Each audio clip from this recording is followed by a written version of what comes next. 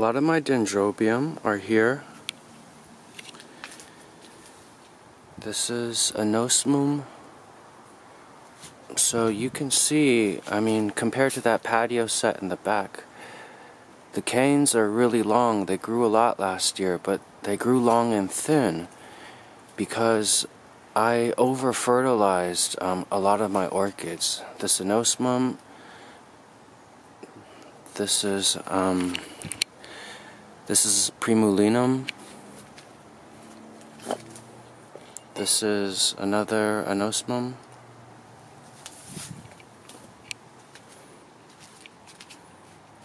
That's another primulinum. So I have one of the colored form and one of the alba. Here's secundum. And then that's secundum with new growth coming. And this is I want to talk about, this is one of the most beautiful dendrobiums in this basket. It's lasianthera. And then here is this one's secundum also, the alba variety. This is anosmum superbum. And then this is a smaller lasianthera. I lucked out. I mean, I hope that's what I got. These are from eBay, and they grow to very large size and with beautiful, I think the most beautiful flowers. This is catenatum. This one's new. This one's spectabile. And then this one I got very large, and it was only $14. I was spending forever trying to find it. This is helix, also I believe one of the most beautiful dendrobiums. So this is one of the directions I'm going in. The most beautiful dendrobiums in the world. This is helix, spectabile, and lasianthera over there. And it's not just me. When I say most beautiful in the world, I have a book. I've got a book that it gives descriptions of almost every dendrobium species, and it's very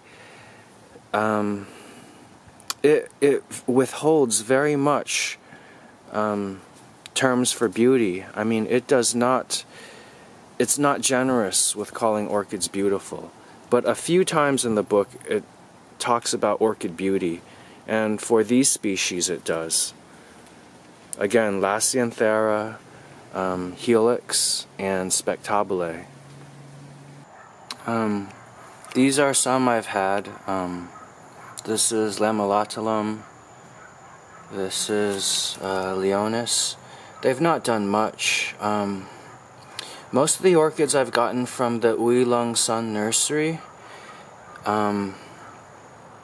they haven't done, they don't grow that well. This was a freebie. This was a senile, and see, I mean, this is very new and it's already putting out new growth. So this one came from Naomi on eBay. And I'm happy with that. Here's my loaded Jessii, and it's just, I've had this one and it's never bloomed for me before, but now finally it put out one bloom.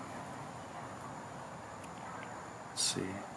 But the thing is that it's grown a lot though.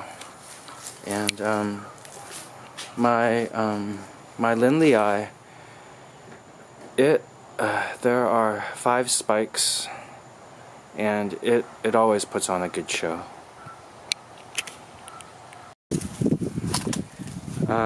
This is Frederixianum, and it's from Louisiana Orchid Connection. It was another freebie.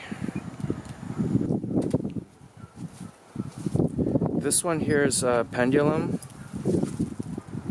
and it was in my most expensive orchid video, like my personal most expensive, not the most expensive.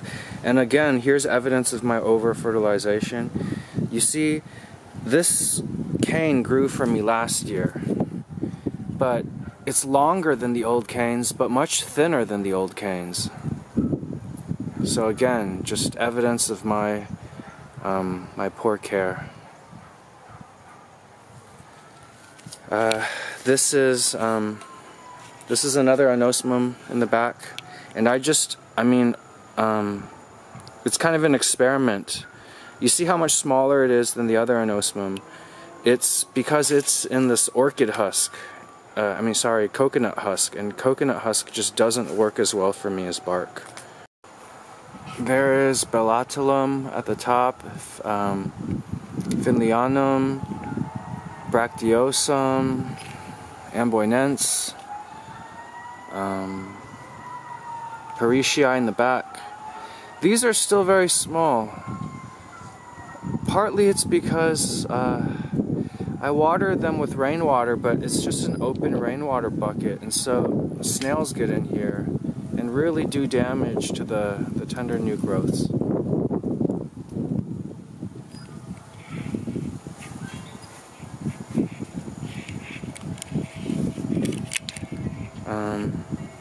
This is Aphrodite. So here, this one is Amit histoglossum, and you again can see where it was doing so well until I started over-fertilizing last year.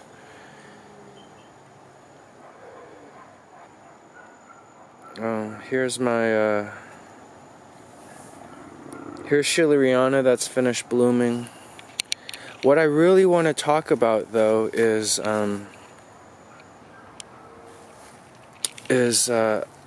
so the second direction my collection is going in is Medicinal Dendrobium. This is so Louisiana Orchid Connection says that this is officinale.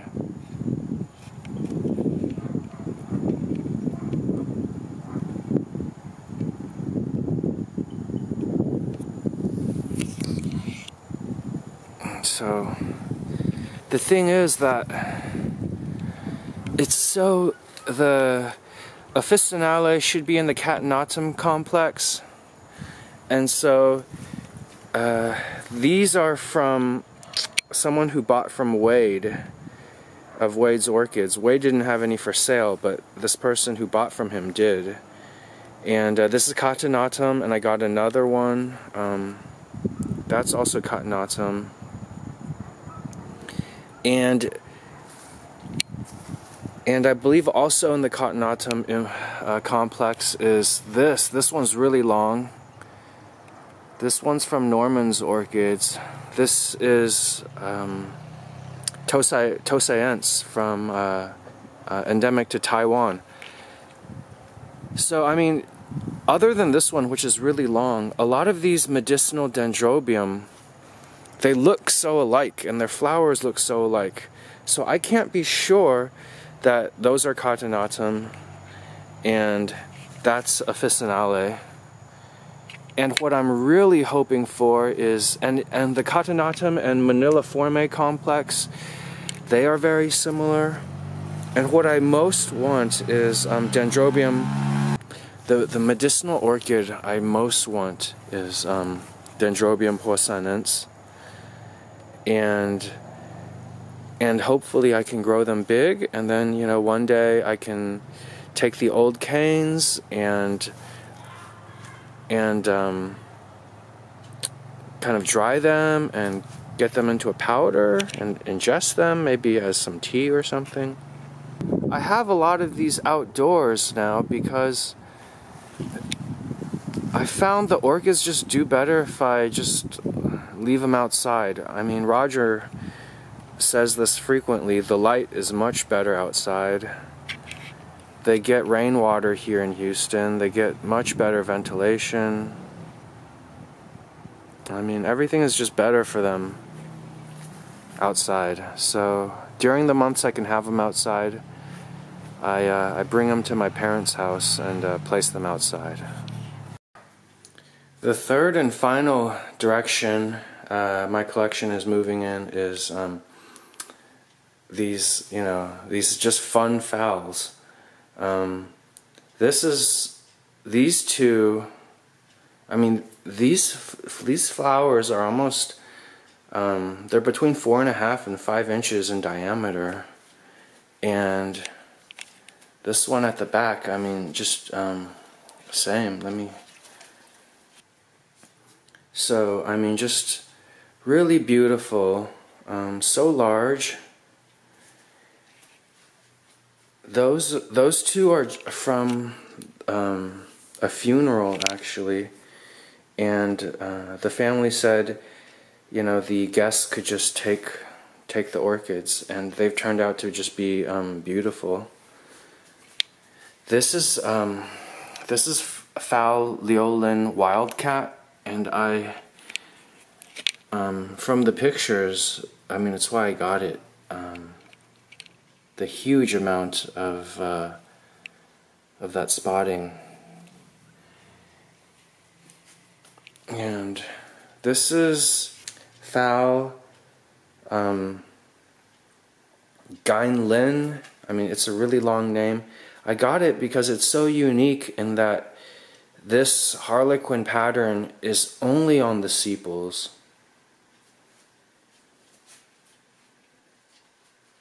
And that is Orchid World Bonnie Vasquez, and I got it because it produces very sweet.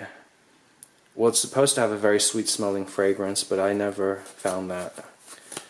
And I have that one over there is Orchid World Joe, and this is now my most expensive orchid. It's Dragon Tree Eagle DT #1, and that with shipping was $100. So I mean, my most expensive orchid is a phal. So I mean, that's what I'm doing now. It's these complex hybrid phals that I find beautiful, and medicinal dendrobiums, and then really my personal feeling, and corroborated by a book, the most beautiful dendrobiums in the world. There are others. I might make a video about this list of most beautiful dendrobiums. It's not just the 3 new ones over there. You know, I still have others I'm trying to get. Oh, I forgot to talk about this. These ugly things here. I mean, it might not even survive. This is another, you know, my foray into the medicinal dendrobiums.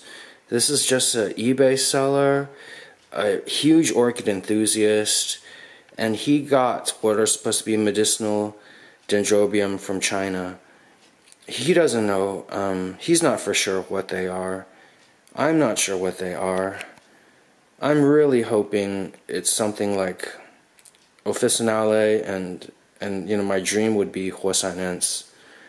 And I don't even know if I can actually, if these seedlings are going to survive. I'll just end by saying I'm sorry that I've made so few videos. I'm not just changing jobs. I'm in the middle of an entire career change, and so just, you know, really big life changes for me. The orchids give me a lot of happiness, but I don't always have time to make videos about them. And thank you for watching.